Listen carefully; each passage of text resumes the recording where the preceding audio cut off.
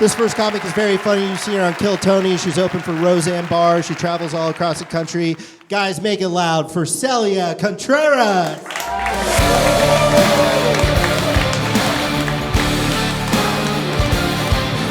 How's it going, you guys? All right, real quick, how many of you guys have seen my set? Okay, good. Also, how many of you guys like dark comedy? I don't believe you. Let's find out. But before we get into that, I will say this. I am a bigger girl, so I have to take 2 Plan B pills in case the first one gets lost. Yeah, I think they call it Hidden Valley Ranch because the more I eat it, the less visible my vagina becomes. Also, this whole traveling across the country shit, this is recent because of Kill Tony. And I can afford air flights, like flights now. See, I'm so poor I don't even know what to call them. But I learned there's a difference between fat-friendly airlines and not fat-friendly airlines. Southwest, fat-friendly airline. I'm convinced that the CEO is black because they know how to treat a woman my size. But then there's non-fat-friendly airlines like Spirit Airlines. Well, they're not friends with anybody. But like last minute, they'll tell you, it's like, hey, just so you know, you only get 1 personal item for free, and if it's overweight, we're gonna charge you. I read this, I'm like, what the fuck are they gonna do when they see me? No, it was funny though, cause like I will say this, just fly Spirit once, so you're a member of the Mile High Club, because at one point in your journey, they will fuck you. But like, I remember I get there and I'm like, okay, what gate? And they're like, oh, we don't have gates. You gotta walk out to the tarmac, bitch. I'm like, I don't like to walk. And also, why aren't they at the gate? It's like, yeah, our planes don't turn. Okay. Only airplane I've been on where they had to warm up the plane first, like it's winter starting a car. Just hear the ignition key turn, it's like, And I'm like, I'm pretty sure we're gonna die. And then I looked at the plane wing and it was duct taped. And I'm like, yeah, I'm fucked. Over here, it's all like, I normally like being at the window seat. I'm trying to sit in the middle just to, like, the plane doesn't turn too much. I'm actually surprised they didn't ask me mid-flight. It's like, so the plane needs to turn a little bit. Can you stand to the very left corner near the captain? So, like, I'm Mexican, but in addition to that, I'm trailer trash. To give you an idea of what level, my parents got into a fist fight so epic the other 3 wheels fell off our house. Also, a girl who I was telling a joke about messaged me and she's like, will you quit telling people I'm fucking my father? And I'm like, bitch, just stop fucking your dad and I'll never bring it up again. And she's like, how am I supposed to pay my rent then, Celia? And she had me there. But at the same time, I'm like, hey, I'm trying to pay my rent too, that's why I talk about it. Can't beat that shit. Incest runs in my family too, and my mom was anti-incest. That's a weird stance for somebody who lost their virginity to their cousin. All right, let's get into dark comedy. When you think about it, every room's an escape room when your parents are molesting you. I told you it was dark. If you get uncomfortable, the safe word's banana. But also, I'm pretty sure my uncle was molested because he was born a mute and raised Catholic. There's no way he made it to puberty in mint condition. My family's fucked up because, like, Catholics, we don't report pedophilia. We just keep our kids away from that person, especially Latinos. And if your kid gets molested, it's because you're a shitty parent. I almost got molested, but it was my uncle. Not a great first kiss, not gonna lie. But he had cancer, so I was able to fight him off.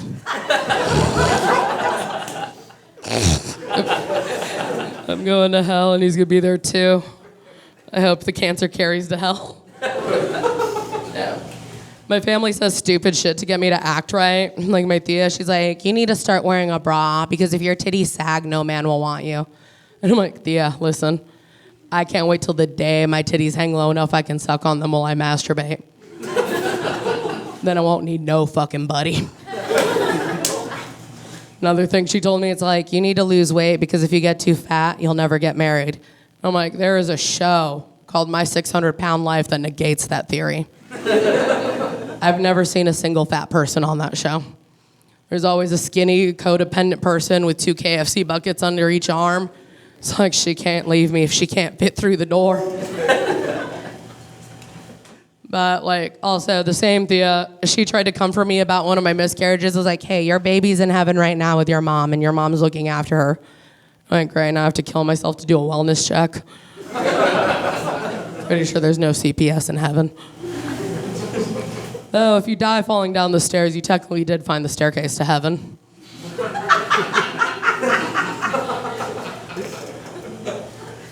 All right, so I do joke about suicide. I'm bipolar. I've tried to kill myself a few times, and I'm glad I'm here right now telling you jokes. I like how it was one guy and the rest of people were like, oh yeah, cool. I'd like to share one of my attempts with you because at the time it wasn't funny, but now I find it hilarious. So I've always been a big bitch, and like I was gonna kill myself in my apartment, but I didn't want to ruin some EMT's day by having him to have me drag out on a Saturday night. So I had a plan. I was gonna kill myself at the Safeway across the street that I used to work at. I was gonna crawl in the dumpster so my family wouldn't have to pay for the funeral, because if you can't find the body, you can't bury it. And also, they couldn't lift that casket. They couldn't even support me in life. So I'm going to the trash can with my suicide bag of goodies and a stepladder I stole from my brother. He owed me $20, so I figured that'd make us even. But as I'm crawling into the dumpster, I'm like this, and a nice white elderly couple pulls up behind the Safeway Lost while I'm getting my leg over the rim. And they're like, excuse me, ma'am, do you know how to get to so-and-so? And I'm like, yeah.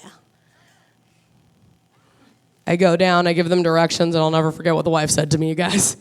She said, honey, there's no shame in being hungry. Would you like us to buy you something to eat? And I'm just like, shit, I can't tell her the truth. She already cares. So I'm like, yes, ma'am, that would be lovely. So they take me to a Mexican restaurant nearby. I don't know if it was the first thing they saw or they were trying to be culturally sensitive. Either way, I was for it. We have dinner. They drop me off at home. And I'm like, all right, cool. I'm going to take a shit. Then I'm going to go kill myself. But the enchiladas I ordered that night gave me diarrhea. So I was glued to the toilet for a good 6-7 hours. By the time it was over, I wiped the sweat off my brow, and I'm like, fuck it, I'll kill myself next week. But before next week happened, I watched the entire Lord of the Rings trilogy. Extended cut like a lady. And it's hard to feel sorry for yourself after everything Frodo Baggins went through. Seriously, Lord of the Rings has saved my life more times than Narcan. Because Narcan does not work on alcohol poisoning. I love how some of you are with it and the rest of the people, it's like, our parents loved us. Good for fucking you. People, it's like, maybe do less dark comedy. And I'm like, well, I joke about my happy childhood, but I didn't fucking have one. But I will tell a happy story. You guys know geese are assholes, right? So one time we go to feed the ducks in this park. It was me and my whole family. Well, that'd be insane. That's way too many Mexicans in a park. But we're feeding them bread, and then the geese roll up, and they start eating the bread. My dad recognizes what's going on, and he starts flinging the bread out like a Frisbee. He's like, throw it far, throw it far. And then he's all like, get to the car, get to the car. It was kind of like Jurassic Park when you're running away from the T-Rex to get in the Jeep. We all start running, and we're like, Dad, more bread, Papi, more bread. And he's like, no mas. And we're all running. And one of the geese bites my brother's ankle. And it dawns on me, it's like, we're not all going to make out of this safely. So I decided to sacrifice myself. So I tackled the goose that bit my brother's ankle. And as I'm fighting that goose, a whole bunch of other geese just start flocking me. They just start curb stomping me. The rest of my family's getting away, and then my dad's near the car. He turns around and sees me like falling in a sea of geese, and I'm like, save yourselves!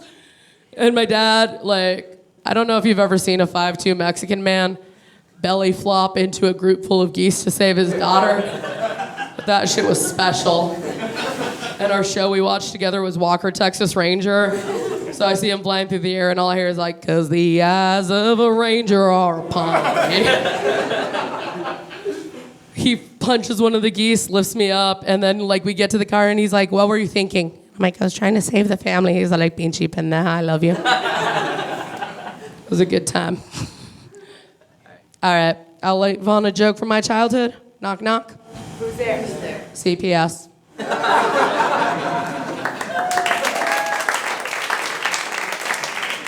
All right, guys, make it loud for the Queen of Darkness. We got one more comic. One more comic. You guys ready for this last comic? He's very funny. He is a regular at the Comedy Mothership. I love him. You'll love him. Brent Reed, everybody.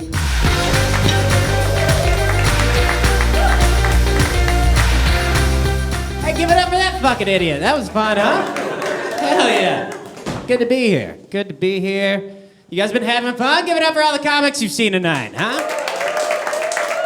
Hell yeah. I'm glad you guys have been here having a good time. I've been out on 6th Street tonight getting the shit scared out of me. Scary out there. I was walking with another comic. A guy came up to us. He goes, "Hey, do you guys want to buy any fentanyl?" I didn't even know you could get that shit on purpose. I thought it had to be a surprise, you know? Like an engagement or a finger in the butt. Some things are surprises. I'm from Alabama, which surprises people because I'm so, well-spoken. People say mean shit to me when I tell them I'm from Alabama. They say shit like, "Oh, I bet you have parents who are related." No, but I do have feelings that are hurt. That's what I do have. I'm a sensitive boy. Where my sensitive boys at? Hell yeah, one pussy up front. That's fun. Hell yeah. Good, glad you're here, brother. We're doing it. Yeah, people say mean shit. Somebody told me recently that I look like I'm in the KKK, but I do the accounting. I hurt my fucking feelings. I'm not a nerd, dude. I wear these glasses so I can see which slur to use. Right, sir? You look like me from the future. We're doing all right. Asian? No? All right. Well, fuck. Shouldn't have guessed. Just a boy from Alabama guessing people's races. Shouldn't do that. What nationality? White? Hispanic? Mexican? Hell yeah, sister. Fuck yeah. Good to be here. Good. I'm getting adjusted to Austin. Getting adjusted. Got a new coffee shop. Went in there the other week. On the menu, had a menu item. It said half cold brew, half lemonade. Summer drink. Sounds kind of weird, right? I was like, but it's on the menu. I trust them. It's probably kind of good. It tasted like if someone with dementia made you an Arnold Palmer. That's what it tasted. I wish I could forget what that fucking coffee tasted like. They should change it on the menu to the Alzheimer's Palmer, I think. I called my dad today. I got a redneck dad. Anybody here got a redneck dad? Okay. I'm the only one that kisses my dad on the lips. Got it? Redneck dads have sayings for everything. I called my dad today. I was like, "Hey, man, how's it going?" He goes, "Brent, if I was any better, I'd be twins." Can someone here please explain to me what the fuck that means? I don't know. I need a translator for this motherfucker. Tell me if you guys have ever heard this one. This is my favorite one growing up. He would be working on something. I would give him advice, and he'd go, "Brent, I'm the one fucking this pig. You're the one holding it down." You ever heard that one?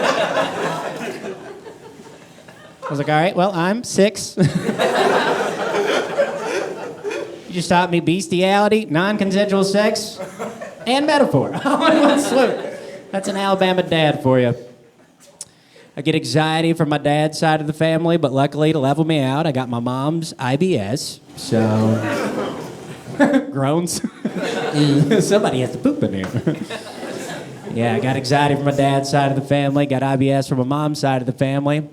A couple other comics you've seen tonight, they had a beer or a chicken wing before they came up here. I had a panic attack and diarrhea. Don't go in that bathroom. It's gross. We're having a good time, and then it got gross.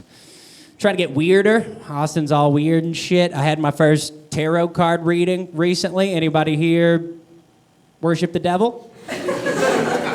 No? Bunch of good Christians at Roscoe's on a Tuesday night? Praise. It was good. Tarot card readings are fun because sometimes you get tired of hearing about why you're sad from a licensed therapist. Sometimes you just need to hear it from a charismatic 19-year-old witch. Somebody with some stage presence, you know? My ex, she was into that stuff. She was into tarot. She was into astrology. I'm more realistic myself. I'm into things like professional wrestling.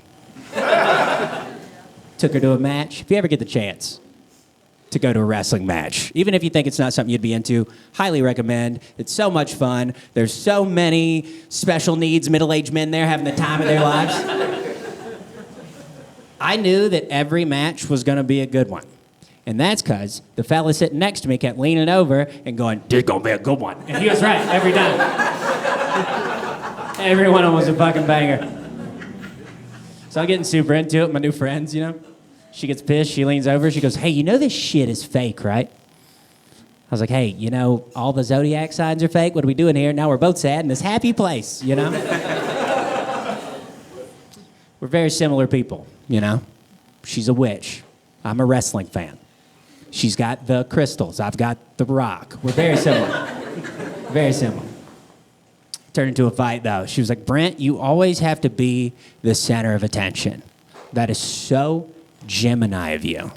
I was like, "Well, you have a cocaine problem." "That's so Macho Man Randy Savage of you." Got her. We broke up. I'm single now. I'm straight, probably. Who knows? It's all spectrum. I did go to a gay bar recently with a buddy of mine for his birthday. Tell you what, I was the belle of the ball at that son of a bitch. I'm going back. So many free drinks for me. So much dancing, good vibes, great hang. My friends, one of my friends said that he thought the reason I had so many drinks bought for me is because I look and sound like the host of a gay game show. Like, come on down, boys. You are the weakest twink that would be the name of my game show. Our other friend, whose birthday it was, he said he thought I had so many drinks bought for me is because I give off bottom vibes. So next time I go to cheer up Charlie's, I'm buying every motherfucker in there a drink to prove that I'm a top. And then I'm gonna fuck them. All right, that'll teach them. So I was talking to a lady today, actually. Take that, Dad. She told me she heard skinny guys have big dicks. You guys ever heard that? Skinny guys have big dicks? Yeah. Yeah, that's how I found out I gotta gain some weight. I'm supposed to be fat. I didn't realize. For 30 years, my skinny body has been writing checks my little wiener can't cash. You know what I'm talking about, brother? I gotta start managing expectations. My therapist says when it comes to dating, I have something called anxious attachment style. Do you guys know about the attachment theory, the attachment styles? We're all one of 3 attachment styles. I think there may be 4 or 5 now. I don't know. But I'm anxious attachment, so that means I tend to be a little more clingy. My friends, they have another word for it. They call me a simp. You guys know what a simp is? Hell, I didn't for a long time, brother. You ever Google a word that hurts your feelings? Not fun. Would not recommend. Simp is like a guy who's too submissive to women in order to get laid, which isn't incredibly far off. My ex-girlfriend's cats lived with me for 2 months after we broke up. For 2 months, it was just me, Nugget, and Marshmallow. 3 giant pussies. Sounds like it'd be the name of our sitcom. All right, I gotta wrap it up. Anybody here depressed? I know Celia was talking about it a little bit. Celia? Anybody here sad? Hell yeah, where my sad boys at? I deal with a little bit of the depression. My friends ask me all the time, like, "Hey, Brent, you trying to grow out your hair?" I was like, "No, brother, I'm trying not to do anything." Turns out when you do nothing, it just grows, you know? All right, I'm bumming you guys out. Chill out. Yeah, depression is weird like that because you don't shower for 3 days. Nobody's gonna be like, "Hey, you trying to smell different?" Nobody's gonna say that. So in 2019, I was in a bad spot. I got fired from my job. I worked in radio for like 6 years, and I got fired. I didn't know what I was gonna do in my life. I went to the top of a parking deck in North Alabama and stayed up there for hours. Turned off my phone, thinking about jumping off. Decided not to. Eventually, spoilers. I got my car, turned on my phone, had a bunch of missed calls, immediately called my dad. Now, here's where I'll say, if you have a buddy who didn't commit suicide, you should be able to bust their balls about it. I think it's good to talk about it in general. It gets them out of it. Here's an example. I called my dad when I get off this parking deck, and I told him what happened. He goes, "You talking about that parking deck on the campus of the University of North Alabama?" I was like, "Yeah, that's the one." He goes, "Brent, that shit wasn't high enough to kill you. That'd hurt like hell." You'd have just been paralyzed and sad. Me and your mama would have been sad if we were wiping your ass again. All right, thank you guys so much. I've been Brent Reed.